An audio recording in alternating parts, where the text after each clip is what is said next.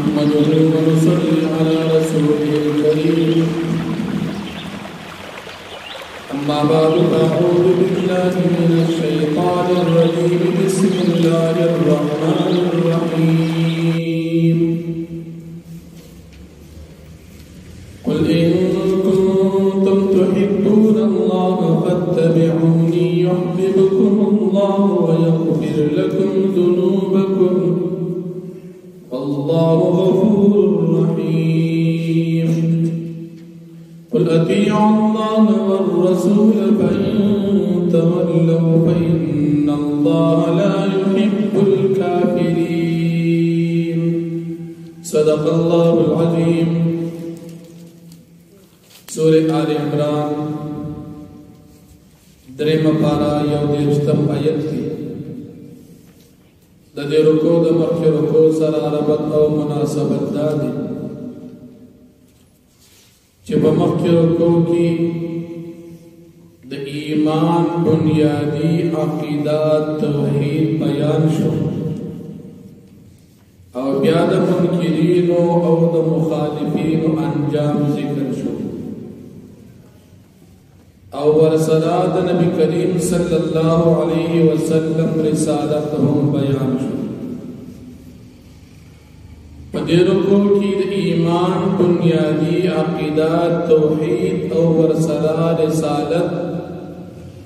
او د نبی کریم صلی اللہ علیہ وسلم تابداری ذکر کی نو پمکی رکو کی ایمان بنیادی عقیدہ پدی رکو کی ہم دا ایمان بنیادی عقیدہ ذکر کی شان نزول دا دی آیاتون داسد تفسیر بغویدی کی چکلا آیت دا نبی کریم صلی اللہ علیہ وسلم دا تابدارے پبارکی اللہ پاک نازل چتاسو دا نبی کریم صلی اللہ علیہ وسلم تابداری کوئی نو پا مدینہ منورہ کی دا منافقان و سردار عبداللہ ابن عبی ابن سلول خبل ملگرو تاوی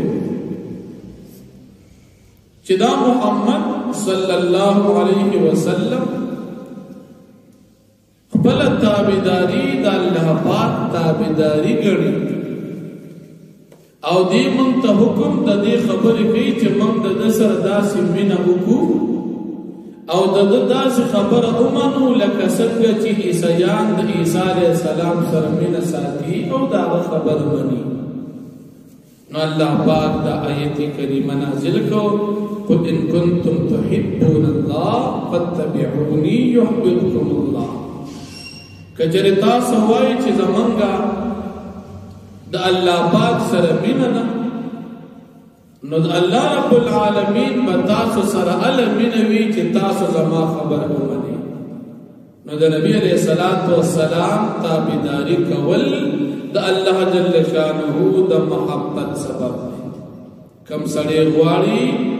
چی زود اللہ رب العالمین سر منکوم او اللہ پاک دی ما سر منہو کی نو دا غد پار لازم او ضروری دادا چې د نبی کریم صلی الله علیه وسلم تابعداري وکړي د نبی علیہ السلام په تابعداري کې د الله جل شانه محبت بل د دې زموږ د مسلمانانو یو بنیادی عقیده بل معلومه شو من مسلمانان وایي چې الله رب العالمین کلام او حکم منل ضروری دي دا غرنگی دا نبی کریم صلی اللہ علیہ وسلم سنت منل هم ضروری دی اولا مرتبہ دا قرآن دا دویم مرتبہ ورپسی دا نبی علیہ السلام دا سنت دا او دا غید پانا دلیل او حجت دا آیت اللہ پاک سوئی کچھنے تاسو دا اللہ سرمین ساتین دا دی پیغمبر کو منی دا پیغمبر منل دا پیغمبر سنت طریقہ باندے جون تیرول دا اللہ حکم دی چکم سڑی مسلمانی دی با قرآن منی او دی با سنت دا نبی علیہ السلام منی نن سبادا سے خلق مشتا چوی قرآن منو من حدیث نمن خدا بل مسلمانان ځکه قرآن کې الله ویلي دي چې د دې پیغمبر به منئ، چې د پیغمبر سنت نه منئ نو دا خو د الله نه منل شو. بل ورپسې دیم آیت کې الله پاک فرمایي قل اطیعوا الله والرسول، دې خلکو ته ووایه چې الله تابعداري وکړي او د پیغمبر علیه السلام تابعداري وکړي. نو د الله منل دا د الله حکم او د نبی کریم صلی الله علیه وسلم منل دام د الله حکم دی. نو د دین معلومه شو چې د قران کریم د منلو سره د نبی علیہ الصلوۃ والسلام سنت منل په مسلمان لازم او ضروری دي. بل یو سړی وایي چې الله جل شانه سره محبت ساتم، دا غي د پاره بنیاد ذکر شو چې د نبی علیہ الصلوۃ والسلام تابعداري ده. اوس یو سړی وایي زه د الله سره مینه ساتم او د پیغمبر علیہ السلام په طریقه جنتی رہی، نو دی دروغ ہوئی. ذکر اللہ سره مینه ساتل لپاره د نبی علیہ الصلوۃ والسلام تابعداري ضروری ده. الله پاک دې موږ او تاسو ټول ته د نبی کریم صلی الله علیه وسلم تابعداري نصیب. د نبی علیہ الصلوۃ والسلام په تابعداري کې د ټول انسانانو کامیابی. او کله یو سړی وای زما د الله سره مینه ده او د خپل محبوب پیغمبر سره به هم مینه ده او تابعداري نه کوي، دا سړی په خپل خبره کې دروغجن دی. د مینې اثر بداوي چې دی به د تابعداري کوي. نو چې د الله تابعداري نه کوي او د نبی کریم صلی الله علیه وسلم تابعداري نه کوي نو محبت او بغیر تابعداري نشته. ایو شاعر وایي تعصي الاله وانت تظهر حب، تد الله نا فرمانی کې او اقرار د دې کې چې زما د الله سره مینه تابعداري نه کې نا فرمانی کې او اقرار د مینه کې. هاذا لعمري في القياس بديع، دا قسم دی وی په عقل کې نا خبر. لو كان حبك صادقا لاطعته، کچره ته په خپل محبت کې رښتونی وي تابع الله تابعداري کړی. ان المحب لمن يحب مطيع، زکه څوک چې د چا سره مینه ساتي داغه خبره مانی داغه تابعداري کوي. نو کله الله سره ستاسو مینه رښتیا وي تابع الله تابعداري کوي. بل نبی کریم صلی الله علیه وسلم تعالی جل شانه تسلی ورکړي چې ستاسو وړاندې پیغمبران من مختار کړی دي. آدم علیه السلام، نوح علیه السلام، ابراهیم علیه السلام داغي اولاد او حضرت عمران سے چې د بیبي مریم د بیبي مریم په خاندان کې کومو نو هغه موږ مختار کړو او د دې اولاد ته موږ فوقیت او مرتبه ورکړې و. دا ته موږ مرتبه او فوقیت درکو او د نبی کریم صلی الله علیه وسلم نه وړاندې نور پیغمبران الله پاک ته ډیر مقرب. کله چې نبی کریم صلی الله علیه وسلم راغی نو په ټولو پیغمبرانو باندې د نبی علیہ الصلوۃ والسلام مرتبه اوچته. دی وجنا الله پاک فرمایي ان الله اصطفى آدم ونوحا وآل ابراهيم وآل عمران على العالمين. نو په خپل دور